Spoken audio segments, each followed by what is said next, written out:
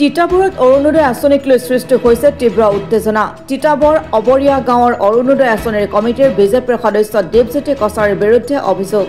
অৰুণোদয় আঁচনিৰ তালিকাত নাম নথকাক লৈ বাকযুদ্ধ একাংশ মহিলাৰ। তিতাবৰ জালুকনিবাৰী অবৰীয়া গাঁৱৰ পঞ্চায়তৰ দেৱজ্যোতি কছাৰী সদস্যগৰাকীৰ বিৰুদ্ধে উঠিছে এই অভিযোগ। আবেদন কৰিও পোৱা নাই অৰুণোদয় আঁচনিৰ দুখীয়া পৰিয়ালে। অবৰীয়া গাঁও পঞ্চায়তত দৰিদ্ৰক বঞ্চিত কৰি ধনীসকলক অৰুণোদয় দিয়াক লৈ গুৰুতৰ অভিযোগ উঠিছে বিজেপি সদস্য দেৱজ্যোতি কছাৰীৰ বিৰুদ্ধে।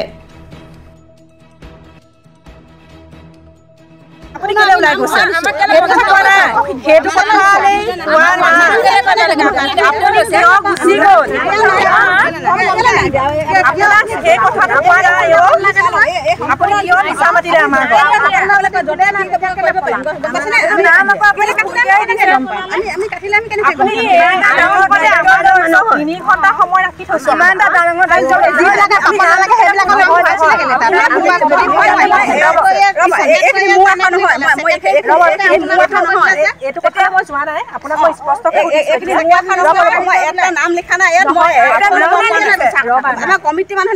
এইখিনি মোৰ এখন এইটো পৰ্যায়লৈ মই যোৱা নাই। আপোনাক এটা মই স্পষ্ট সুধিছো নহয় আহিব কথা সোধা নাই। ৰেচন কাৰ্ডত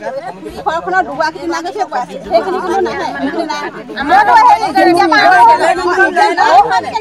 অৰুণোদয় আৰম্ভ নোহোৱা আগতে মই হেৰি কৰিলো গম পাইছো। যেতিয়া ৰেচন কাৰ্ড আপুনি ইয়াতে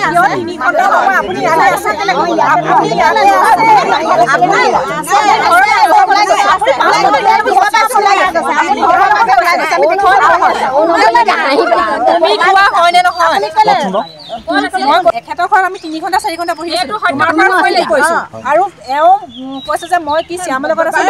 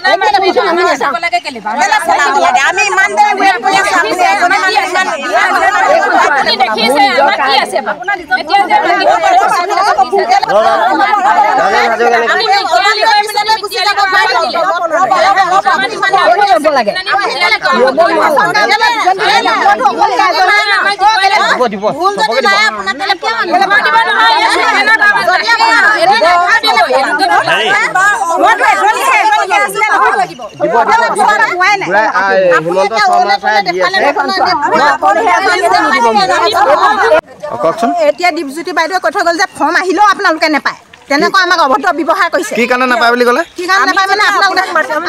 আমি যেতিয়া মিডিয়াক মাতিলো পছন্দ হেৰি বিচাৰিলেও নাপায়।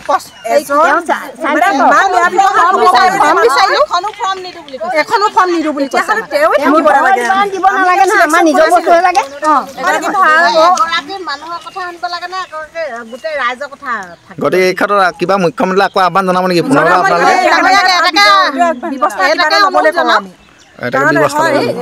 ৰাইজে নখ জোকাইলে নৈ বৈ বুলি থাকে কথা এষাৰ। তেতিয়াহ'লে আমি ৰাইজ জাগিত হৈছো, এওঁলৈ কিবা এটা প্ৰটেকশ্যন লওক। কাৰণ আমি ইমান মানে প্ৰত্যেক বাৰে বাৰে অপমান সহ্য কৰিব নোৱাৰোঁ অথনি তেখেত ঘৰত থাকি পিনি আমাক নোলালে 10 মিনিটৰ পিছত তেখেত ওলাই গৈছে যি গৈছে তেখেতৰ লগত এতিয়া আমাৰ ওচৰতে আছে তেওঁৱে নিছে হয় টমটমত আৰু এতিয়াও আমাক ইমান বেয়া ব্যৱহাৰ কৰি গৈছে মেখেলা পত্ৰ দাঙি ফৰ্ম আহিলেও এখনো তহঁতক নিদিওঁ এনেকৈ ধৰণৰ ব্যৱহাৰ হ'লে তেতিয়াহ'লে আপুনি নিজে চিন্তা কৰক কি ক'ব সেইগৰাকী থকা দায়িত্ব ল'ব নোৱাৰে এৰি দিব লাগে দায়িত্ব ল'ব নোৱাৰে এৰি দিব লাগে আমি সেইটোৱে বিচাৰোঁ আৰু যথেষ্ট যোগ্য মানুহ আছে আমাৰ 11টা বজাৰ পৰা এতিয়া 4টা বজালৈকে আমাৰ ইয়াত ৰ'বলৈ কি দৰকাৰ যদি আমি আমাৰ সময়খিনি বুজি নাপালে আমিও তেখেতৰ সময়খিনি তেতিয়াহ'লে এতিয়া আমি বুজি নাপাওঁ মানে তেওঁ কৈছে কাম কাজ মোৰ কাম নাই নেকি আমাৰো কাম আছে চবৰে কাম আছে আমাৰ এখন হাত জোকাৰি গোটেই একেবাৰে মেখেলা কাপোৰ দাঙি গুচি গৈছে মই ক'বলৈ বিশেষ মোৰ একো নাই কিন্তু আমাক আচলতে যিখিনি ব্যৱহাৰ কৰিলে মোৰ লগৰ কিছুমান 8টা বজাতে তেখেতলোক আহিছিলে তেখেতলোকক ক'লে পঞ্চায়তত এইটো মানে আলোচনা কৰা হৈছে পঞ্চায়তত এইটো ডিচাইড কৰা হৈছে তেনেকৈ ক'লে এখেতলোক পঞ্চায়তলৈ গ'ল আৰু তেওঁলোকক ক'লে পঞ্চায়তত আমি এইটো কৰা নাই বুথৰ কমিটিক আমি কৰা হৈছিলে মানে বুথৰ এখেত ছেক্ৰেটৰী আছিলে তাৰপাছত আমি ইয়ালৈ আহিলোঁ অহাত আমি 3 ঘণ্টা প্ৰায় 4 ঘণ্টা ইয়াত বহি আছিলোঁ আৰু তেতিয়া তেওঁৰ হাজবেণ্ডে ক'লে যে তেওঁ নাই আৰু কাৰোবাৰ লগত তিতাবৰ গৈছে ক'লে ঠিক আছে বা মই তেওঁলৈ ফোন কৰিলোঁ তাৰপৰা তেওঁ ফোন কৰিলত তেওঁক আমাক যিখিনি ব্যৱহাৰ কৰিলে আচলতে সেই ব্যৱহাৰখিনি আমি তেওঁৰ পৰা বিচৰা নাছিলোঁ কাৰণ তেওঁ এইটো ব্যৱহাৰ কৰিলে সুধিলোঁ মই আপুনি আমাক 5 মিনিট সময় দিয়ক 5 মিনিটৰ কাৰণে আপুনি আমাৰ ওচৰলৈ আহকচোন তেওঁ ক'লে নহয় মই 5 মিনিটৰ কাৰণে দুদিন মই ঘৰত বহি আছোঁ আৰু এই দুদিনত যেতিয়া মই সোমাই আছোঁ নহয় তোমালোকৰ কাৰণে মই সময় দিব নোৱাৰোঁ তেনেকৈ ক'লে ঠিক আছে তেতিয়া মই সুধিলোঁ আপুনি ক'ত গৈছে তেওঁ ক'লে মৰধুলিত এখন মিটিং আছে হয় বাৰু মৰধুলিত কিবা এটা অনুষ্ঠান হৈ আছে আমি ভাবিছিলোঁ তাত গৈছে কিন্তু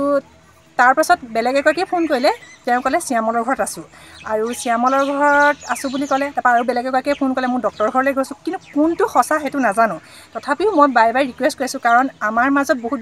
বৃদ্ধ মানুহ আহিছিলে কাৰণ তেখেতলোকেও পোৱা নাছিলে মানে আপোনালোকে ইয়াত ধৰক কিমান দেৰি পৰা ৰৈ আছিলে প্ৰায় 10 মান বজাৰ পৰা আমি 2টা বজালৈকে ৰৈ আছোঁ 2টা বজালৈকে ৰৈ আছোঁ কমিটি মানুহ এজনো নথকা নহয় এজন আমাৰ লগত আছিলে আৰু তেওঁৱে ফোন কৰিছে তেখেতৰ পৰাহে সঁচা কথাটো গম পালোঁ তেখেতে ক'লে যে গা ভাল নাই মেডিকেল গৈছোঁ তেনেকৈ ক'লে তাৰপৰা তেওঁ ক'লে নাহে তাৰপৰা আমি তেওঁকো কৈছোঁ যে আপুনিয়ে ফোন কৰকচোন তেখেতক তাৰপিছত তেওঁকো কৈছে যে আমি নাহোঁ কিন্তু আৰু আচৰিত কথা এটা এইটো কথা যেতিয়া আমি গুচি গৈছোঁ ঘৰলৈ প্ৰায় 10-15 মিনিটমান হ'ব আৰু আমি ঘৰ পাইছোঁগৈ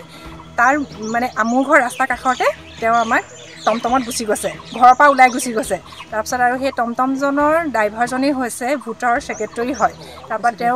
তেওঁক মই ফোন কৰিছোঁ যে অথনি নাই বুলি ক'লে বাইদেউ দীপজ্যোতি বাইদেউ কিন্তু এতিয়া তোমাৰ গাড়ীতে গ'ল হয় মোৰ গাড়ীতে গৈছে তো অৱশ্যে তেখেত এতিয়া নাই ক'বলৈ কিন্তু তেওঁ গাড়ীতে গৈছে আৰু সেইটো কাৰণে আমাৰ বহুত মানে বেয়া লাগিলে এজন ৰাইজৰ মানুহ হৈ পিনি কিন্তু তেওঁ যেতিয়া জনসাধাৰণক ইমান বেয়া ব্যৱহাৰকৈ কথা কৈছে অৱশ্যে মই সেইটো আশা কৰা নাছিলোঁ কাৰণ আমি বহুত সৰু হয় তেখেতকতো আমি বহুত সন্মানৰ হিচাপতে কৈছোঁ কিন্তু এগৰাকী যেতিয়া আমাৰ আইতা বয়সৰ মানুহ আছে মই দেখাব কৈছোঁ তেখেতক তেওঁ যেতিয়া কৈছে নহয় তেওঁকো যেতিয়া মিছা কথা ক'লে আৰু ঘৰখনত তেখেতৰ হাজবেণ্ডেও মিছা কথা কৈছে আমাক আৰু এতিয়া আমি সেইটো কাৰণে মানে আপোনালোকৰ যোগেদি আমি জনাব বিচাৰিছোঁ আৰু এই বিষয়ে মুখ্যমন্ত্ৰীলৈ এইটোৱে আহ্বান জনাম যে তেওঁ যেতিয়া প্ৰথমতে কয় তেওঁক আমি দোষাৰোপিত নকৰোঁ তেওঁ প্ৰথমতে কয় যে প্ৰথম পাব অৰুণোদয় যিসকল বিকলাংগ অবিবাহিতা আৰু বিধৱা তেওঁলোকে পাব কিন্তু হয় তেখেতলোকে পাইছে কিন্তু এইবাৰ কি হৈছে আমাৰ ইয়াত তেখেতলোক কাট খাইছে সেইসকল মানুহ কাট খাই পিনি যিসকলৰ আমাৰ দৃষ্টিত পাব নালাগে তেওঁলোকে পাইছে কিন্তু তেওঁলোকেও পাওক তাতো আমাৰ কোনো মানে অভিযোগ নাই কিন্তু আমি হৈছোঁ এনে ধৰণৰ মানুহ আমাৰ হাজবেণ্ডে দিন হাজিৰা কৰে আমিও ধৰক কিবা কিবি কৰিহে চলি আছোঁ ঘৰখনৰ পৰিয়াল চলাই আছোঁ কিন্তু আমি আজিলৈকে নাই পোৱা যাৰ মিল আছে যাৰ টেণ্ট হাউচ আছে যাৰ বিল্ডিং আছে তেখেতলোকে আজি এই পৰ্যায়ত নাম আহিছে তেখেতলোকে পাইছে এই পৰ্যায়টো কিয় হ'ব লাগে আচলতে সেইটো কাৰণে আমি মুখ্যমন্ত্ৰী ডাঙৰীয়াকো এইটোৰ কাৰণে ভালদৰে বিচাৰ কৰিবলৈ কওঁ মানে বিশেষ একো নাই তাত ক'বলগীয়া তেওঁতো সম্পূৰ্ণ ভাল ধৰণে দিছে কামখিনি কিন্তু হৈছে আমাৰ ইয়াত হৈছে সেইকাৰণেহে আমি ক'ব বিচাৰিছোঁ বিচাৰ কৰিবলৈ নমস্কাৰ অভিযোগ মানে হেৰি আছিলে যিবিলাকে অৰুণোদয় আঁচনি পাব লাগিছিলে হিতাধিকাৰী সেইবিলাকে প্ৰাপ্যবিলাকে পোৱা নাই যিবিলাকে পোৱা অধিকাৰ আছে তাৰপিছত আৰু লগতে ৰেচন কাৰ্ডটো আমি বহুত দিনতে পালোঁ যেতিয়া অৰুণোদয় আঁচনি উলিওৱাই নাই তেতিয়াৰ পৰা পোৱাই নাই আৰু কিছুমানৰ যিবিলাকে আগতে পাই আছিলে অৰুণোদয় সেইবিলাকৰ নাম পাবলগীয়া সেইবিলাকেও কাটি দিছে যিবিলাকে নাপাবলগীয়া সেইবিলাকে পাইছে সেইটো কাৰণে আমি তেখেতৰ প্ৰতি অভিযোগ আনিছোঁ আপোনালোক প্ৰথমৰ অৱস্থাত আহিছিলে ইয়ালৈ আহিছিলে আপোনালোকক দুৰ্ব্যৱহাৰ কৰিছে বুলি শুনিছিলোঁ কেনেকুৱা কৰিছিলে প্ৰথম অৱস্থাত আমি যেতিয়া আহিছিলোঁ 8টামান বজাতে আহিছিলোঁ 8টা বজাত আহোঁতে আমাক ছেক্ৰেটাৰী আমি নাম দিছিলোঁ ছেক্ৰেটাৰীয়ে হেৰি কৰিলে বুলি ক'লে ছেক্ৰেটাৰী পঞ্চায়তত দিলোঁ যেতিয়া আমি ছেক্ৰেটাৰীৰ লগত আমি ফোনত যোগাযোগ কৰিলোঁ তেতিয়া ছেক্ৰেটাৰীয়ে ক'লে যে আমি নাম ভৰোৱা নাই যেনেকৈ লিষ্ট দিছে তেনেকৈ আমি চহীটোহে কৰি দিছোঁ মই সেইদৰে কোৱা ছেকেণ্ডবাৰ আহোঁতে মানুহজনী নাই মানুহগৰাকী নাই তাৰপিছত আমি ফোনত যেতিয়া মাতিলোঁ তেতিয়া ক'লে কি আমি আমুকত আছোঁ এনেই মিছা মিছিকৈ প্ৰলোভন দেখুৱালে তাৰপৰা হস্পিটেললৈ গৈছোঁ আকৌ ক'ৰবাত বিহু চাই আছোঁ সেইবিলাক ক'লে কোৱাৰ পাছত আকৌ আমাক বেয়া ব্যৱহাৰ কৰে আমি আপোনালোকৰ কাৰণে আমি যাম নেকি নিজৰ কামেই কিমান সময় ৰৈছিলে আপোনালোকে আহি ইয়াত আমি প্ৰায় 3 ঘণ্টামান ৰ'লোঁ 3 ঘণ্টা সময়তো নাপালেহি আহিম ক'লে আকৌ এতিয়া বৰ্তমান আকৌ এই 3টা বজাত উপস্থিত হৈছোঁ ফোন কৰোঁতে কিবা আপোনালোকক কৈছিলে নেকি ফোন কৰোঁতে কি কৈছিলে ফোন কৰোঁতে এনেই বেয়া ব্যৱহাৰ কৰিলে আপোনালোকৰ কাৰণে মই বাঢ়ি থকা নাই নহয় মোৰ নিজৰ কাম আছে নহয় মানে মই আজি এওঁলোকে মোলৈ ফোন কৰা মতে 8 বজাতে এওঁলোক আহিলোঁ বুলি কৈছে আৰু বিশেষকৈ বাৰু মোৰ ইয়াত ক'বলগীয়া একো নাই এওঁলোকৰ অনুৰোধক্ৰমে মই দুআষাৰ কথা ক'বলৈ আগবাঢ়িছোঁ বাৰু এতিয়া কথা হ'ল কি অৰুণোদয় আঁচনিটো যিমান দিনৰ পৰা আঁচনিটো দিয়া হ'ল চৰকাৰী নিয়ম মতে মহিলাসকলে পাইছে যিসকল বিকলাংগ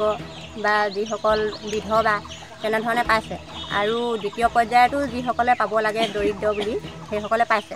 এতিয়া মধ্যবিত্তখিনিকো চৰকাৰে দিছে ৰেচন কাৰ্ড থকা প্ৰতিগৰাকী মহিলাই পাব বুলি তেওঁলোকে জনাই আছে ঘোষণা কৰি আছে এতিয়া কেনেদৰে কথাটো কি হৈছে সেইটোহে এতিয়া আমি ভালদৰে মানে কথাটো বুজিব পৰা নাই আজি এইসকল মহিলাই সম্পূৰ্ণ দুখীয়া শ্ৰেণীৰ মহিলা এওঁলোকে সকলোৱে পাবই লাগে আৰু আগতে পাই থকা সকলো কিছুমানৰ এতিয়া নাম নাই অহা আৰু মই এতিয়া অৰুণোদয় যি 4জনীয়া কমিটি সেই কমিটিখনৰ এজনৰ লগত মই কথা পাতিছিলোঁ তেতিয়া তেখেতে ক'লে যে মই সুধিলোঁ যে নতুন পুৰণা এইটো সকলোৱে কৰিব লাগিব নেকি তেওঁ ক'লে যে সকলোৱে কৰিব লাগিব হয় এতিয়া আমাৰ এইটো ছাইডত আমাৰ নপৰে যদিও কিন্তু একেই কথাটো আমাৰ ফালেও একেটাই হৈছে কিন্তু প্ৰতিগৰাকী মহিলাই তাৰমানে নাম এইবাৰ নাই অহা ফৰ্ম পোৱা নাই এতিয়া এই বিষয়টোৰ ওপৰত আমাৰ মুখ্যমন্ত্ৰী মহোদয়েও গুৰুত্ব আৰোপ কৰিব লাগে আৰু আমাৰ এই মহিলাসকলে পোৱাটোৱে আমি বিচাৰিছোঁ